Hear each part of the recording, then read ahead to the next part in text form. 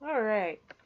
It's time now to kind of put it all together. So we're actually going to start conducting some research and making sure, of course, that it's relevant and that it directly supports the reasons that I used to support my claim. So remember, this was my claim, and I had 1, 2, 3 reasons that this is true in theory. Okay, so as you can see, these are color coded.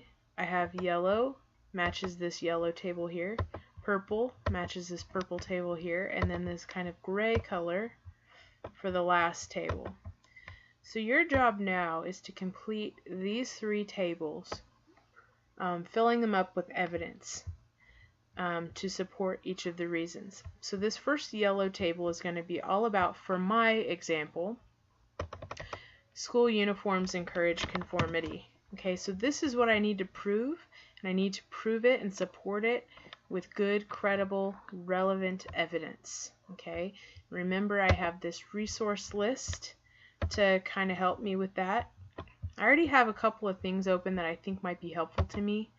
I'm going to go with NPR to start with because I know that they have education as a topic on their website because NPR is big on education. So to start with, I don't know if it's going to work, but I am literally going to just put in my entire reason here and see if it yields anything that's interesting or might be helpful. So if just like the word school or schools comes up, these singular words probably aren't going to be very helpful. I'm looking for a lot of these words to kind of come up together. So I'm going to backtrack, refine my search a little bit, and try school uniforms and see if NPR's ever published anything about school uniforms. So these are more like news stories. Here's one that says, a school uniform, can it be hip? It's not really quite on topic for what I'm wanting to talk about.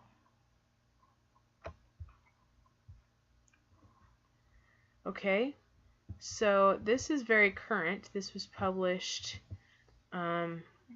last month. How can fashion shape identity?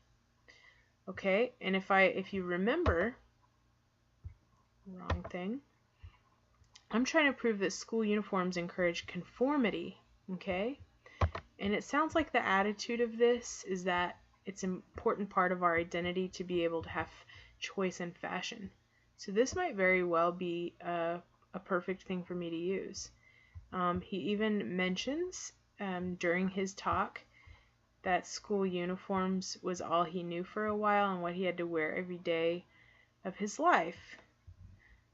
So this could be potentially a good source of information. So I'm going to click on that, and I'm going to have to do a little reading, so bear with me. I'm doing this live in front of you. I have not vetted this or anything like that, so I kind of want to show you the process and that I might have some failures before I actually find some good evidence that I want to use.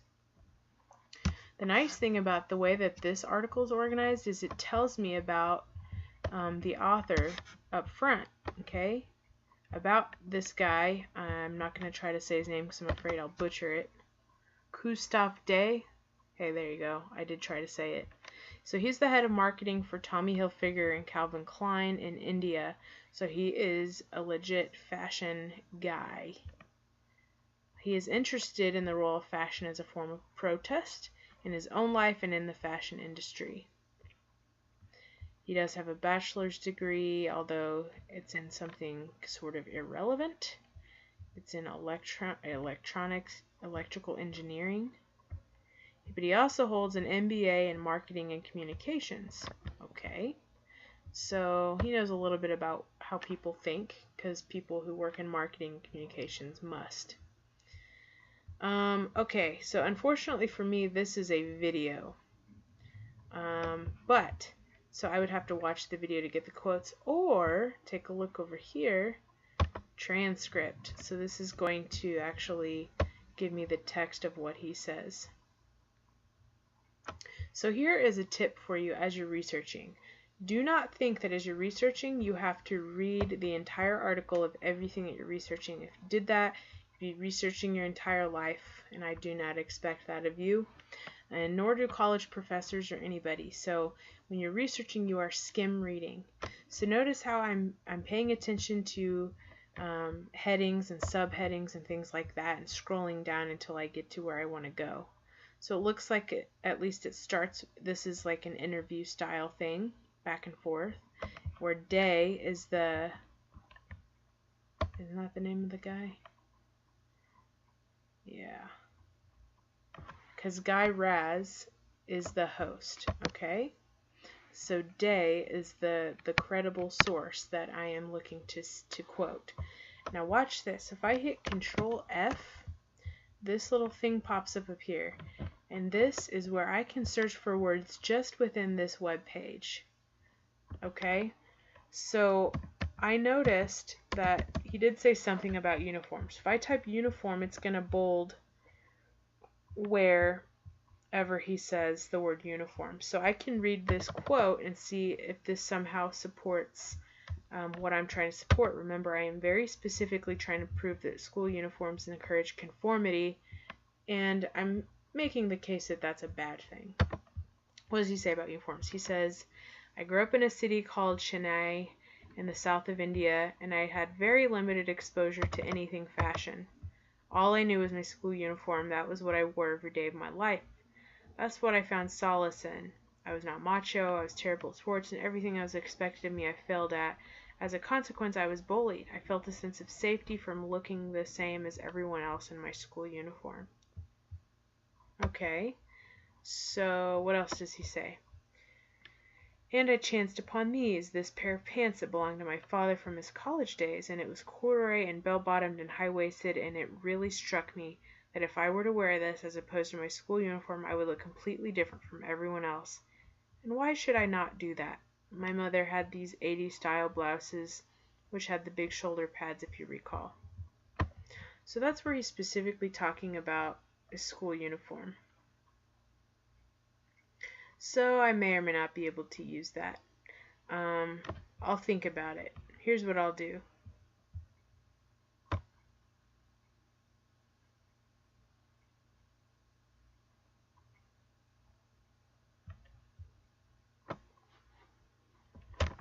I'm just going to take this one quote. I'm not sure if I'm going to be able to use it or not, and that's okay. You might not be sure that you're going to be able to use everything, but you want to go ahead and grab everything you think you might use, and then later you'll decide. So I'm quoting something, so I'm going to put it in quote marks. I put my quote mark so that when I go back, I know that it's a direct quote, and I need to use quote marks in my essay. That's the difference between a quote and a paraphrase. If I were to use a paraphrase, then I would take what he said and put it in other words. Alright, I'm going to paste without formatting so that it matches the same formatting that I've already got going here. So here it says to put the website link or the book title. So let's just Control C this whole link here and drop it right there. The date of publication, I think it said June 15th of 2018. To go back to the top to see that. Yep, June 15th, 2018. Sorry, I have so many things open. June 15th, 2018. How is this evidence relevant to your claim, to the times, and to the authorities? So in order to get a 4 on the proficiency scale, you need to do this for every source that you are going to use. Okay? How is it relevant to the claim? So this is how I might do this. I might say claim. Okay? This is relevant to my claim that school uniforms encourage conformity.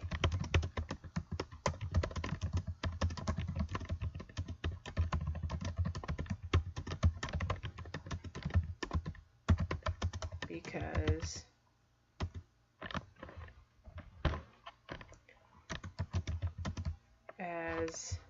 what was his name? I'll use the author's name here. Gustav Day Oh, good Lord. And I already forgot how to spell his name. Oh, look, it's right there. A-U-S-T-A-V.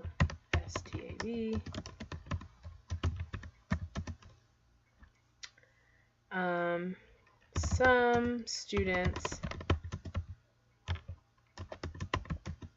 have to wear these uniforms daily and know nothing else. They cannot create their own identities. Okay, that's how it's relevant to my claim. How is it relevant to the times? This article is very current. It was published 1 month ago. Okay. How is it relevant to the authorities? So what this last part means, this means, how is this Christoph Day guy an authority? Like, how is he relevant to the topic? And remember, he is a, well, I'll just go right back to that page. There was a whole little section about why he was credible.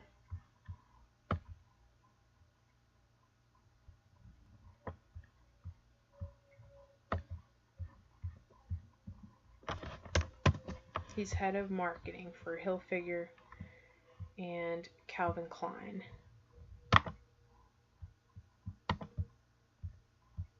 So I'm going to put that here.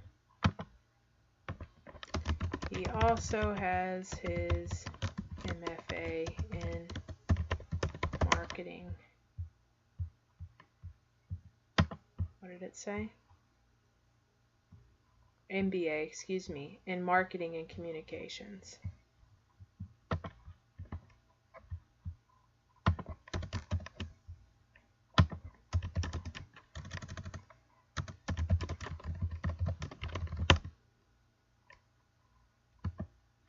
Okay, so I'm showing my reader that this guy is an authority because he works in fashion, okay, and he has studied marketing and communications, so he knows a lot about how people think.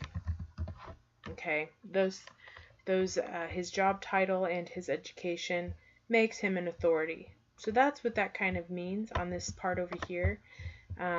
This is how you're proving to me that each and every source, you are looking into it, you're making sure that it's relevant specifically to the claim you're trying to support, okay, whichever matches the color. Okay, so these, I'm going to do this again, and I'm going to find a different source too, and I'm going to do the same process for that source, and again, the claim that I'm trying to support matches the yellow claim up here. And then I'm going to find a couple different sources and pieces of evidence to support this purple one, that school uniforms do not reduce the visibility of poverty. And I'm going to do the same thing for this gray table down here to support this claim, that school uniforms do not actually reduce instances of bullying. So it might take you a little bit of time, and you might have some duds. Okay, this isn't like the strongest, best piece of evidence, but it's something that I could find quickly for the sake of this video. If I were doing my real evidence to write an essay about this, I would go back and probably scratch this and find something stronger, because I know that it's out there and I can find something that more strongly proves this point. But you can see my process of how I filled out this table and how I made sure that this was a credible source in all of these ways. Okay, now the last thing I'll say in this video, I'm not going to do any more for the sake of this video, I just want to show you the process. But when you do it, all of these tables will be completely complete. And I want to show you, I did these as bullet points here for a reason. So maybe this exact source is really a gold mine, and I can have 2 or 3 quotes or paraphrases from it. That's perfectly fine. So maybe this guy said something else really great that I can use in my essay. Then I would just create another bullet point and cite it there. And I don't have to redo all of this stuff because it's the same source that I've already analyzed. I'm just quoting him in more than one spot. But I still want you, even if you did that, to find another source for each claim, because I want you to have a diversity of evidence.